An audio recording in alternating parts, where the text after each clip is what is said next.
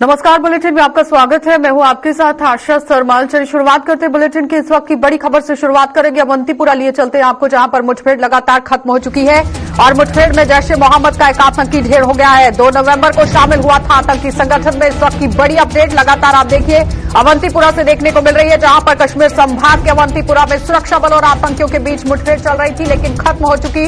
और इस ऑपरेशन को पुलिस, सेना और सीआरपीएफ की संयुक्त टीम ने अंजाम दिया है और आतंकियों के मारे जाने की भी खबर यहां पर सामने आई है। लेकिन फिलहाल अभी तक शिनाख्त नहीं हो पाई है। पुलिस को इनपुट मिले थे कि बारागाम इलाके के अंदर आतंकी मौजूद हैं और इसी के आधार पर पुलिस और सुरक्षा बलों की संयुक्त टीम ने इलाके की तलाशी शुरू कर दी।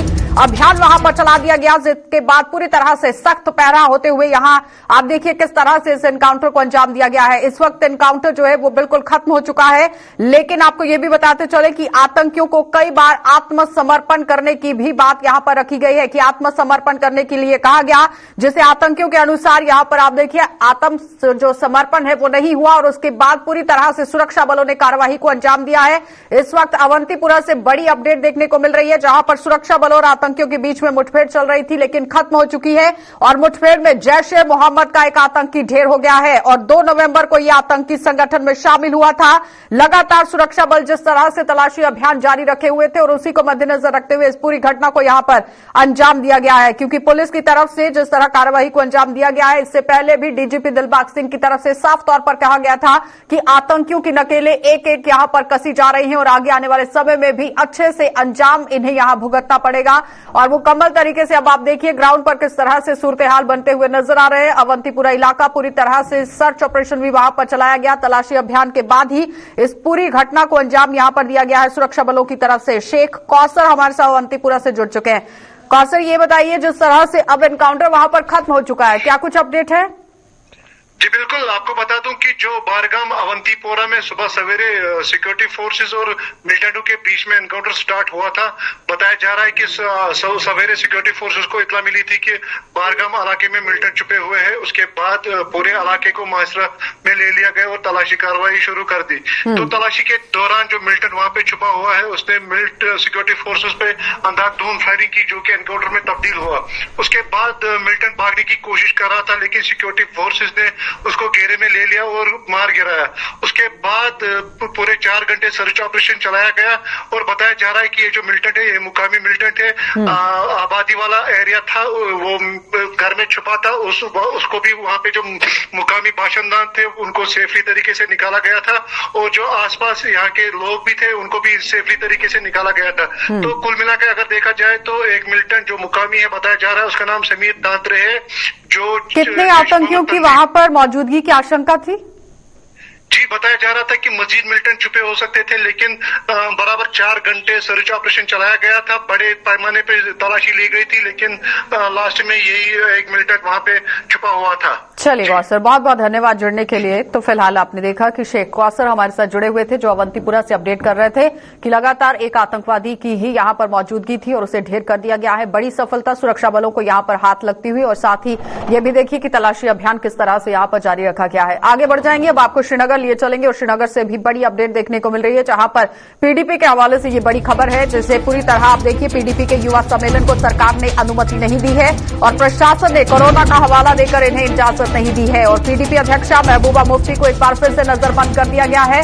और लगातार बड़ी खबर श्रीनगर से देखने को मिल रही है, जहां पर पार्टी कार्यकर्ताओं ने विभिन्न जगहों पर भी जाना था, लेकिन उसके बावजूद भी आप देखिए इजाजत नहीं मिली है। पीडीपी के युवा सम्मेलन को यहां सरकार ने अनुमति नहीं दी है और पीडीपी की तरफ से एक बड़ा मुद्दा युवाओं को लेकर ही बुलाया गया है और पूरी तरह से महबूबा मुफ्ती जिस तरह से बिखरती हुई पार्टी को संभालती हुई नजर आई थी, उन्होंने सबसे पहले यहां युवाओं को ही आगे रखने की बात कही, युवाओं को मौका देने की बात कही। लेकिन आज जिस तरह से पीडीपी के युवा सम्मेलन को सरकार ने अनुमति नहीं दी है, तो कहीं न कहीं सवालिया निशान महबूबा मुफ्ती की तरफ से लगाए जा रहे हैं और प्रशासन ने कोरोना का हवाला देकर इजाजत नहीं दी है कि कोरोना यहां पर फैल सकता है। जिस तरह से कोरोना दस्तक दे रहा है उसी को मद्देनजर रखते हुए अब यहां पर इजाजत नहीं दी गई है। तो पीडीपी अध्यक्षा महबूबा मुफ्ती को भी नजरबंद एक बार फिर से कर दिया गया है। महबूबा मुफ्ती हर बार यहां पर आरोप लगाती हुई नजर आती हैं कि अगर किसी भी शख्स से मिलने जाना है तो नजरबंद कर दिया जाता है, गेट पर सील लग जाती है, ताला लगा दिया जाता है। लेकिन एक बार फिर से आज महबूबा मुफ्ती को यहां पर नजरबंद कर दिया गया है। लेकिन अब जानना बहुत जरूरी है कि आखिर पीडीपी की तरफ से जो सम्मेलन रखा गया था, क्या उस पर अब मंथन होगा या बातचीत होगी, किस तरह से होगी, ये जान लेते हैं। सैयद तजम्मुल हमारे सीनियर एडिटर हमारे साथ जुड़ चुके हैं। तजम्मुल, जिस तरह से महबूबा मुफ्ती लगातार केंद्र सरकार पर निशाना साधती हुई नजर आती हैं कि जब भी वो किसी जनता से रूबरू होने की कोशिश करती हैं या फिर आम लोगों के मुद्दों को उठाने की कोशिश करती हैं तो उनकी आवाज को बंद कराया जाता है, कोशिश की जाती है। लेकिन आज जिस तरह से युवाओं के साथ सम्मेलन था और सरकार की तरफ से इजाजत नहीं दी गई है। तजम्मुल, चलिए तजम्मुल के साथ तो हमारा संपर्क नहीं हो पा रहा है। रूफ हमारे साथ जुड़ चुके हैं। रूफ, इसी खबर पर आपकी जानकारी लेना बहुत जरूरी है। क्या कुछ अपडेट है, किस तरह से सम्मेलन वहां पर रखा गया था? देखिए, आज पीडीपी ने यूथ कन्वेंशन बुलाया था और पूरी वादी से जो उनके यूथ पार्टी में है उनको बुलाया गया था महबूबा मुफ्ती की रिहाइश गाह पे गुपकार में। और जिस तरह पीडीपी लीडरान बात करें या महबूबा मुफ्ती ने अभी मीडिया के सामने अपनी बात रखी, उन्होंने कहा कि तैयारियां मुकम्मल हो गई थी। कल शाम तक उन्होंने तैयारियां की थी और कल शाम तक तो उन्हें ये पता नहीं था कि ये जो इजलास होने वाला है, ये जो जलसा होने वाला है, इसको अलाउ नहीं किया जाएगा। और आज सुबह ही जो एडमिनिस्ट्रेशन है, डिविजनल इंतजामिया है या श्रीनगर की जो इंतजामिया, उन्होंने एक ऑर्डरनामा जारी किया है जिसमें लिखा गया था कि ये जो यूथ कन्वेंशन है पीडीपी का, उसको अलाउ नहीं किया जाएगा क्योंकि कोविड-19 के हवाले से, कोविड-19 प्रोटोकॉल की वजह से एडमिनिस्ट्रेशन ने कहा कि ये यूथ कन्वेंशन नहीं हो सकता है। और जो भी लोग इस जलसे के लिए आ रहे थे पीडीपी के, उनको अलाउ नहीं किया गया है। और जो महबूबा मुफ्ती की रिहाइशगाह की तरफ रास्ते हैं उसको बंद रखे गए हैं। महबूबा मुफ्ती को घर में नजरबंद रखा गया है, अगर जो वहां पे इंतजाम पूरी तरह उन्होंने कल शाम तक किए थे, मगर आज सुबह किसी को उनकी रिहाइशगाह की तरफ जाने की इजाजत नहीं दी गई है। अब पीडीपी ने कई जगह पे एहतजाज किया है। एहतजाज वो कर रहे हैं कि क्यों पीडीपी के साथ ही ऐसा हो रहा है, जब भी पीडीपी कोई जलसा करना चाहती है तो क्यों उनको अलाउ नहीं किया जा रहा है? क्या कोविड-19 जिस तरह से महबूबा मुफ्ती के आए दिन बयान देखने को मिलते हैं, वो केंद्र सरकार पर निशाना साधती हुई नजर आती है कि जब भी आम जनता से मिलने की कोशिश होती है, गेट के बाहर ताला लगाया जाता है, नजरबंद कर दिया जाता है। यानी कश्मीर के अंदर अपनी आवाज को बुलंद करने के लिए मौका नहीं दिया जा रहा है। कहीं न कहीं आरोप लगाए जा रहे थे, लेकिन आज फिर से महबूबा मुफ्ती को नजरबंद कर दिया गया। बिल्कुल, देखिए आज भी उन्होंने आरोप लगाया कि वो यूथ से मिलना चाहती थी, यूथ से बात करना चाहती थी और आज भी जो है उनके दरवाजे को बंद रखा गया है, वो वहां किसी को अलाउ नहीं किया गया है। और जिस तरह अभी खबरें आ रही है कि मुख्तलिफ इलाकों से जो नौजवान है, जो पार्टी के लीडरान है, वो इस जलसे में शिरकत के लिए आ रहे हैं, तो उनको अलाउ नहीं किया गया है। उनको या तो कई लोगों को गिरफ्तार भी किया गया, कई को कहा गया कि आप वापस चले जाओ। महबूबा मुफ्ती खुद नजरबंद है। तो आज भी सवाल महबूबा मुफ्ती ने खड़े किए, क्या पीडीपी के जलसे में ही कोविड-19 एसओपीज या प्रोटोकॉल की बात होती है? बाकी जहां पे भी फंक्शन होती है, सरकारी फंक्शन होती है या बाकी जहां पे भी जलसे जुलूस होते हैं, उनको कैसे अलो किया जाता है? तो पीडीपी पे ये जो पाबंदियां क्यों लगाई जा रही है? तो उन्होंने कहा कि जो सरकार है, मरकजी सरकार है, वो पीडीपी से डरती है, वो पीडीपी के यूथ से डरती है। इस वजह से पीडीपी को इस तरह के प्रोग्राम्स इनेकाद करने की इजाजत नहीं दी जा रही है। लेकिन यहाँ पर बड़ा सवाल ये भी है ना तजम्मुल, और बार बार तजम्मुल का ही नाम सामने आ रहा है क्योंकि पहले तजम्मुल को भी जुड़ना था, लेकिन रूफ इस वक्त हमारे साथ है, हमारे संवाददाता। तो रूफ, सवाल आपसे यहाँ पर यह है कि आखिर जब युवाओं को बड़ा मुद्दा बनाया गया था पीडीपी की तरफ से, जब पीडीपी बिखरती हुई नजर आई थी, हर एक नेता ने पीडीपी पार्टी से किनारा कर दिया, लेकिन महबूबा मुफ्ती अपनी पार्टी को समेटती हुई नजर आई और युवाओं को सामने रखती हुई नजर आई कि युवाओं के मुद्दों को हल किया जाएगा, युवाओं को लेकर ही काम किया जाएगा। लेकिन आज जब युवाओं के साथ ही संवाद स्थापित करना था तो कहीं ना कहीं इजाजत नहीं मिली है। देखिए आशा, अगर कल तक की हम बात करें, देखिए कल भी कोविड-19 था, इससे पहले भी कोविड-19 था, एसओपीज और गाइडलाइंस थी, तो कल भी जलसे हुए। मुख्तलिफ जो पॉलिटिकल पार्टीज के लीडर हैं उन्होंने कल भी जलसे किए। उमर अब्दुल्ला कल बारामूला में थे, उन्होंने भी जलसा, वहां पे जलसा किया। आज उमर अब्दुल्ला अनंतनाग गए हैं, डाक बंगला अनंतनाग में उनका अभी जलसा चल रहा है। तो ये सवाल है कि क्यों पीडीपी पे ही पाबंदी है, क्यों पीडीपी को अलाउ नहीं किया जा रहा है? क्या कोविड-19 सिर्फ, जिस तरह महबूबा मुफ्ती ने कहा, क्या कोविड-19 के जो एसओपीज और गाइडलाइंस सिर्फ पीडीपी के लिए है? तो कहीं ना कहीं ये सवाल है, जो अब आम लोग भी ये सवाल कर रहे हैं, जो पीडीपी से वाबस्ता लोग हैं, वो भी ये सवाल कर रहे हैं कि जब भी पीडीपी कोई जलसा करना चाहती है, कहीं ना कहीं या तो महबूबा मुफ्ती को नजरबंद रखा जाता है या उस वेन्यू की तरफ नहीं जाने दिया जाता है। क्योंकि आज भी जो पीडीपी ऑफिस है उसको बंद कर दिया गया है, वहां पे उस ऑफिस को सील कर दिया गया है। तो कहीं ना कहीं सरकार के इस फैसले के हवाले से पीडीपी वर्करान में, लीडरान में नाराजगी है, जो उन्होंने प्रोटेस्ट करके अपनी नाराजगी का इजहार किया है कि जो सरकार है, मरकजी सरकार, वो पीडीपी से डरती है, पीडीपी को इकट्ठा होने नहीं दे रही है। आपने जैसे जब बिखर रही थी तो अब जहां समेटने की बात आ रही है, महबूबा मुफ्ती ने जब फिर से पार्टी को एक लाइन पे खड़ा कर दिया है, तो कहीं ना कहीं जो एडमिनिस्ट्रेशन है वो इस तरह की पाबंदियां लगा रही है। चलिए, बहुत बहुत धन्यवाद रूफ जुड़ने के लिए। तो फिलहाल आपने देखा कि सईद रूफ हमारे साथ जुड़े हुए थे, हमारे संवाददाता, जो हमें पूरी जानकारी दे रहे थे कि किस तरह से पीडीपी लगातार यहां पर सम्मेलन करने की कोशिश कर रही है, लेकिन इन्हें रोक दिया गया है, इजाजत नहीं दी गई है, जिसकी वजह से पीडीपी के नेताओं के अंदर काफी रोष देखा जा रहा है और केंद्र सरकार पर निशाना साधते हुए नजर आ रहे हैं। आगे बढ़ जाएंगे, सांबा लिए चलते हैं आपको, क्योंकि सांबा से आपको दिखा देते हैं कि कोरोना की अपडेट किस तरह से सामने आ रही है। क्योंकि जिला सांबा में कोरोना ने एक बार फिर से दस्तक दे दी है और जिले में यहां कोरोना के नए मामले सामने आ गए हैं। तेली बस्ती और रडमा में भी यहां माइक्रो कंटेनमेंट जोन बना दिए गए हैं और इस वक्त की बड़ी अपडेट लगातार सांबा से देखने को मिल रही है, जहां पर कोविड का पूरी तरह से एक बार फिर मामले जो है वो देखने को मिले हैं, कहर देखने को मिला है और जिले में अब कोरोना के नए मामले सामने आ चुके हैं, जिसमें तेली बस्ती इलाका है, रडमा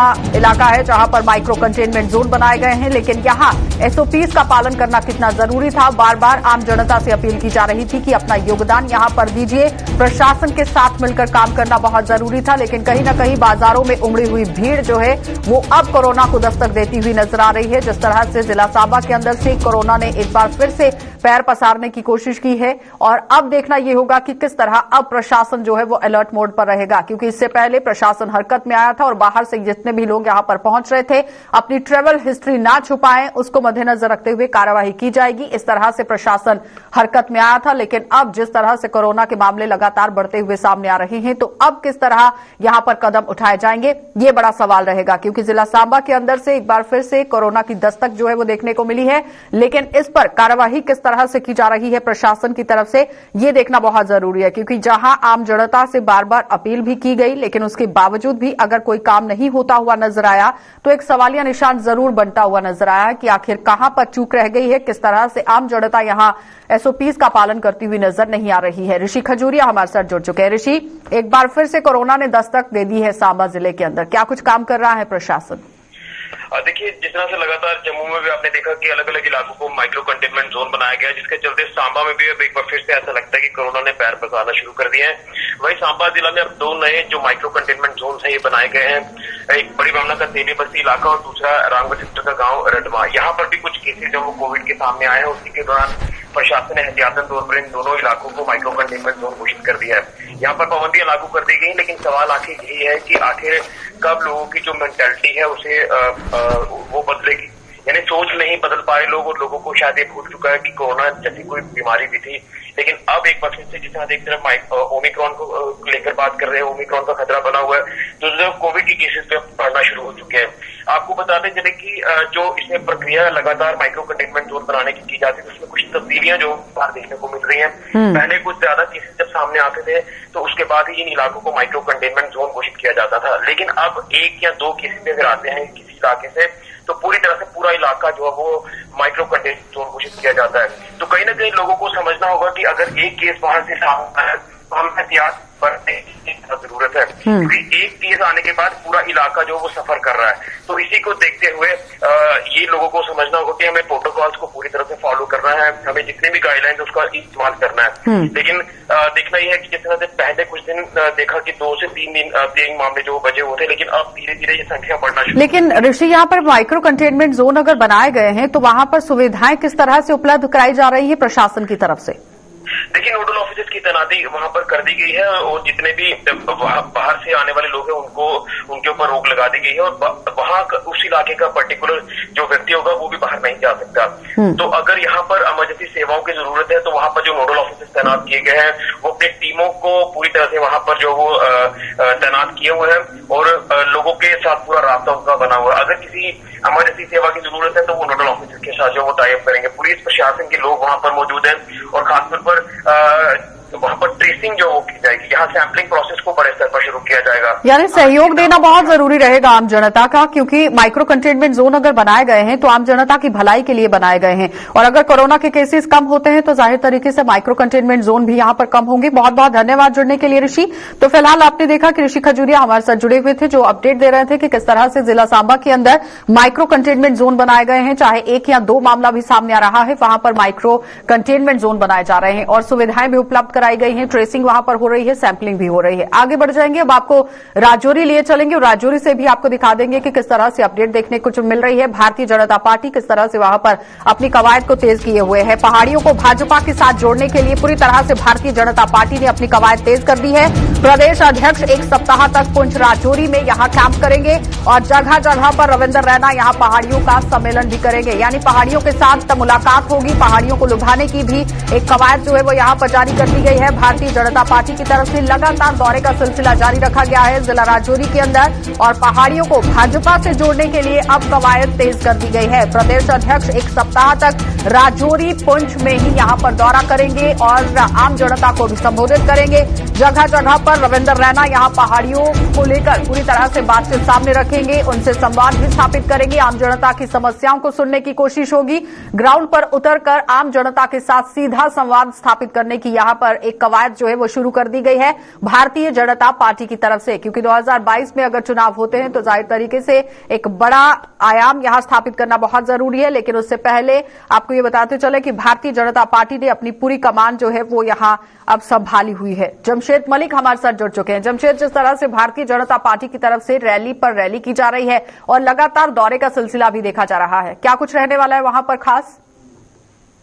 जी गुरु जी, बिल्कुल। अगर ये कहें कि भाजपा ने खिताब पीर पंचाल खास करके राजौरी पुंछ की बात करें, यहां अपने कदम पूरी तरह बिखारने की सिलसिला शुरू कर दिया है। इस वक्त हम आपको ये मंदिर दिखाते हैं। ये वो मंदिर है जिस इलाके में कभी भाजपा का कोई नाम लेने वाला नहीं होता था और इस इलाके से कभी भाजपा को एक वोट तक मतलब उसके लिए भी भाजपा तरसती थी। मगर ये पहला मौका होगा इस दरहाल इलाके में जहां आज रविंद्र रैना पहुंचे और हजारों की तादाद में लोग पहले इनका वेलकम करने के लिए पहुंचे हुए। जो पीछे का ये मंजर दिखाता हूं मैं कि पहली बार ऐसा मौका होगा कि इतनी बड़ी रैली जो रविंद्र रैना का वेलकम करने के लिए पहुंची। उसकी सबसे बड़ी वजह गुरुजी ये बता सकते हैं हम कि क्योंकि भाजपा की तरफ से पहाड़ियों को एसटी का दर्जा देने की जो बात कही जा रही है उसके बाद ये वेलकम इनका देखने को मिल रहा है। हालांकि जिस इलाके की मैं बात कर रहा हूं दरहाल इलाका, यहां कभी बीजेपी का एक झंडा तक नजर नहीं आता था, मगर ये पहला मौका होगा तारीख में कि इतनी बड़ी रैली और इतने लोग पहुंचे हैं रास्ते में इनका वेलकम करने के लिए। पीछे का मंदिर पहले ये दिखाते हैं हम आपको कि हमारे साथ कुछ लोग, हम पहले इनसे बात कर लेते हैं गुरुजी। पहली बार ऐसा मौका होगा भाजपा का इतना वेलकम करने के लिए लोग पहुंचे, कारण देखिए भारतीय जनता पार्टी का यहां से जो लोगों ने हमें मलिक साहब को जितवा के जब उस कमल के फूल पर भेजा था तब से दरहाल के ऊपर भारतीय जनता पार्टी की जो नजर है बहुत बड़ी थी। और दूसरी बात, आज जो रविंद्र रैना जी आ रहे हैं तो आपको ये पता है कि इन दिनों में पहाड़ियों के लिए जब अमित शाह जी ने स्टेटमेंट दी थी और उस स्टेटमेंट के बाद पूरे जम्मू कश्मीर में जिस जिस खित्ते में पहाड़ी रहते हैं वो भारतीय जनता पार्टी के हमारे अध्यक्ष जी का स्वागत कर रहे हैं, उनका वेलकम कर रहे हैं और उनको कह रहे हैं कि आप हमें एसटी स्टेटस दो, हम झोलियां भर भर के आपको वोट देंगे। इसलिए आज ये जो करिश्मा आप राजौरी से देखते हुए आ रहे हैं और उसके ऊपर आज ये नजारा आपके सामने। जी देख रहे होंगे आपके तीन लोगों ने पहाड़ी पग्गे आज पहने आपको। जमशेद, क्या लगता है कि जिस तरह से अमित शाह ने ये बड़ा बयान सामने रखा था उसके बाद ही डॉक्टर फारूक अब्दुल्ला वहां पहुंचते हैं, महबूबा मुफ्ती वहां पर पहुंचती हैं, अलग अलग पार्टियों के लोग वहां पर पहुंचते हैं, यानी आम जनता को लुभाने की कोशिश की जा रही है जहां पर सीधे तौर पर गेंद जो है वो भाजपा के पाले में जाती हुई नजर आ रही है, क्योंकि सबसे पहले भाजपा की तरफ से ही ये बात सामने रखी गई थी कि एसटी का दर्जा पहाड़ियों को दिया जाएगा। जी गुरु जी, बिल्कुल। अगर ये कहें कि राजौरी पुंछ इन दिनों सियासत का सेंटर बना हुआ है, जहां सबसे पहले महबूबा मुफ्ती ने टूर किया, उसके बाद फारूक अब्दुल्ला ने, फिर गुलाम नबी आजाद ने और आज रविंद्र रैना का टूर शुरू हो रहा है और आज से ही अल्ताफ बुखारी का टूर भी शुरू हो रहा है। आने वाले कुछ दिनों में महबूबा मुफ्ती और उमर अब्दुल्ला का दौरा भी राजौरी पुंछ में शुरू होने वाला है। ये मंदिर जो मैं बता रहा हूं कि ये वो तारीख का पहला मंदिर होगा राजौरी पुंछ के अंदर जब भाजपा का इतना बड़ा वेलकम इस इलाके में किया गया, क्योंकि सबसे बड़ी वजह यही रह रही है इस वक्त खिता पीर पंजाल खास करके राजौरी पुंछ की बात करें, यहां पहाड़ी स्टेटस की बात जो लेकर सामने आई, जिसके लिए भाजपा ने यह कहा कि वो एसटी का दर्जा पहाड़ी लोगों को देगी और उसके बाद पहाड़ी लोगों की एक बड़ी तादाद आप देख सकते होंगे इनका वेलकम करने के लिए पहुंची हुई है। ये वो खेल है इस वक्त जो खत्ते पीर पंचाल में चला जा रहा है, क्योंकि इससे पहले जब भी सियासी खेल जो है वो जिला राजौरी और पुंछ के अंदर शुरू होता हुआ नजर आ रहा है, चाहे डिलिमिटेशन कमीशन के अंदर अभी रिपोर्ट गई हो या नहीं गई हो, लेकिन उससे पहले सियासी घमासान शुरू हो चुका है, कुछ ऐसा। जी गुरु जी बिल्कुल, यहाँ पे सियासी घमासान में सबसे बड़ी लड़ाई जो है वो है पहाड़ियों की, क्योंकि पहाड़ियों के नाम पर यहाँ हर इलेक्शन में हम देखते थे पहाड़ी और गुज्जर के नाम पर सियासत होती थी, मगर इस बार भाजपा ने पहाड़ियों लोगों के साथ जो वादा किया कि उनको एसटी का दर्जा दिया जाएगा और उसके बाद बड़ी तादाद में लोग भाजपा का वेलकम करने के लिए पहुंचे। आज जो यहाँ पे प्रोग्राम होने जा रहा है गुरु जी, ये पहला मौका होगा कि रविंदर रैना इस इलाके में आए, लगभग 1000 के करीब इनके काफिले के साथ गाड़ियां जो इनका वेलकम करने पहुंची थी, क्योंकि ये वो इलाके हैं जहां सबसे ज्यादा पहाड़ी लोग बसते हैं। हालांकि खाली दराल के नहीं, इसके कई दूर दराज इलाके, चाहे राजौरी की बात करें, मंजाकोट की या दूर थाना मंडी की, इन इलाकों की बात करें, यहां से भी बड़ी तादाद में पहाड़ी लोग इस दराल का रुख कर रहे हैं, क्योंकि उसकी बड़ी वजह यही है कि ये लोग मांग कर रहे हैं कि इनको पहाड़ी का दर्जा, लेकिन जमशेद यहाँ पर राजौरी और पुंछ से यह भी देखने को मिला था कि भारतीय जनता पार्टी के ही नुमाइंदों ने बहुत काम वहां पर करवाया, लेकिन जब समय आया तो पीडीपी को वोट डाला गया, नेशनल कॉन्फ्रेंस को वोट डाला गया। क्या इस बार भी ऐसा कुछ देखने को मिल सकता है?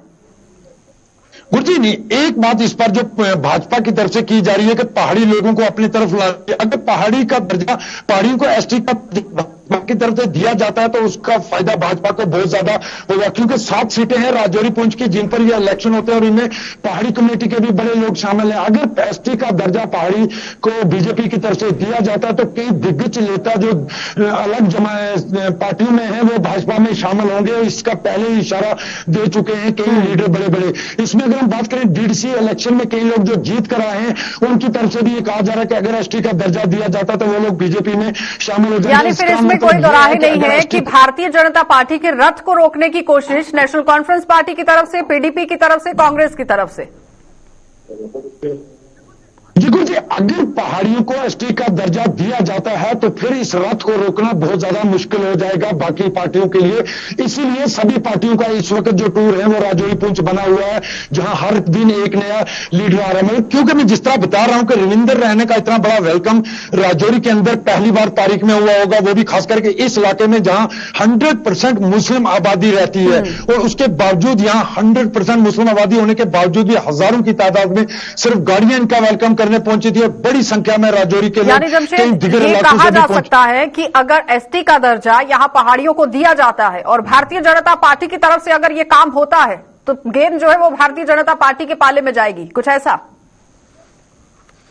जी गुरु जी बिल्कुल, गेम अगर पहाड़ियों को एसटी का दर्जा भाजपा दे देती है तो गेम उनके पाले में पूरी तरह आ जाएगी। जिस तरह मैं बता भी रहा हूं कि कई बड़े लीडर जो अलग अलग पार्टियों में हैं, चाहे वो कांग्रेस में हो, एनसी में हो या और पार्टियों में, वो लोग भी भाजपा का दामन थामने को तैयार हैं सिर्फ इसी को लेके कि पहाड़ियों को एसटी का दर्जा दिया जाए, क्योंकि ये पहाड़ी पिछले 70 साल से इसकी मांग करते आ रहे हैं। मगर इस बार जब होम मिनिस्टर का दौरा जम्मू कश्मीर था तो जम्मू में उन्होंने जब ये बात कही थी कि क्यों नहीं जम्मू कश्मीर में पहाड़ी चीफ मिनिस्टर, और उसके बाद ये मुहिम काफी तेज हुई और उसी तेज मुहिम को लेके आप ये मंजर आज देख सकते हैं। जिस तरह मैं बता भी रहा हूं, ये पूरा इलाका जो पीछे वाला है कि दूर दूर इसके नजारे में आपको दिखा रहा हूं जहां रविंदर रैना का अभी तक ये काफिला निकला। मगर अगर ये पहाड़ियों को एसटी का दर्जा दिया जाता है तो ये गेम पूरी तरह बहुत धन्यवाद जमशेद जुड़ने के लिए। तो फिलहाल आपने देखा कि जमशेद मलिक हमारे साथ जुड़े हुए थे राजौरी से, जो बता रहे हैं कि किस तरह से भारतीय जनता पार्टी के पाले में ये गेंद जा सकती है। लेकिन अगर भारतीय जनता पार्टी एससी का दर्जा पहाड़ियों को देती है, क्योंकि ऐलान तो भारतीय जनता पार्टी की तरफ से किया गया है, और साथ में यहां बड़ी बात देखने वाली यह है कि केंद्र के अंदर भी भारतीय जनता पार्टी की सरकार है, और अगर आम जनता साथ देती है तो जाहिर तरीके से गेंद जो है वो यहां भारतीय जनता पार्टी के अंदर जाती हुई नजर आएगी। लेकिन सवाल यहां पर यह है कि अलग अलग पार्टियों के नेता भी अब कहीं ना कहीं आम जनता को बरगलाने की कोशिश कर रहे हैं। आप देखिए दाव पैच किस तरह से लड़ाने की कोशिश हो रही है। इससे पहले भी डॉक्टर फारूक अब्दुल्ला वहां पर पहुंचे, महबूबा मुफ्ती भी पहुंची और साथ ही साथ गुलाम नबी आजाद भी पहुंचे थे, और आज के बाद कुछ समय के बाद ही यहां पर दोबारा से रैलियों का सिलसिला भी शुरू हो जाएगा। लेकिन देखना यह होगा कि आम जनता का क्या कुछ फैसला रहेगा। आगे बढ़ जाएंगे। मड़ ब्लॉक के सब्जी उत्पादकों ने यहां सरकार से उनकी सब्जी के दाम निर्धारित करने की मांग कर दी, और इन लोगों का आरोप है कि कड़ी मेहनत के बाद जब वो अपनी फसल को तैयार करते हैं तो मंडी में उन्हें वाजिब दाम नहीं मिलते, जिसके कारण उन्हें भारी नुकसान उठाना पड़ता है। उन्होंने उपराज्यपाल से उनके उत्पादन की खरीद के लिए ठोस नीति बनाने की भी मांग की। मतलब देखो, जब सीजन स्टार्ट होता है ना जमींदार का, तो ये है मुझे कुछ नहीं मिलता इसका रेट। अब वो अब हमारा सीजन स्टार्ट होने वाला है, इसके पीछे आप देखो 1 महीना पहले आप चले जाओ, सब्जी का रेट जो है हर एक सब्जी का रेट जो कितना दुगना है। अब जो हमारा सब्जी का दिन दिन अब नीचे आ रहा है, तो अब देखो जमींदार क्या करेगा। लेबर इतनी है कि हमें जो हमारे पल्ले कुछ पड़ता नहीं है। हमारा जो सारा बेनिफिट है वो कुछ आड़ती ले जाते हैं, कुछ दुकानदार ले जाते हैं, तो हमें इसका कुछ प्रॉफिट नहीं मिलता। ये तो हम ऐसे एक दूसरे का देख के हम ये लगाते चलो ठीक है, चलो कुछ खाने के लिए गर्मी हो जाती है, कुछ जो बच जाएगा चलो मंडी में भेजेंगे, लेकिन अब मंडी की आप हालत देखो तो हमारा खर्चा नहीं पूरा होता।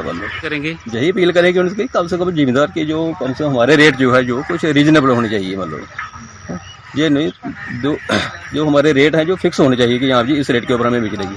हमें अगर ये 10 रुपये बाजार में या 5 रुपये चीज मिलती है, दुकानदार अगर 30 रुपये बेचता है, तो उसका देखो बेनिफिट सारा वो दुकानदार ले जाता है, जब आरती ले जाते हैं हमें तो कुछ नहीं मिलता इसका। हम यही अपील करेंगे उनसे कि कम से कम इनके ऊपर थोड़ी सख्ती होनी चाहिए। मतलब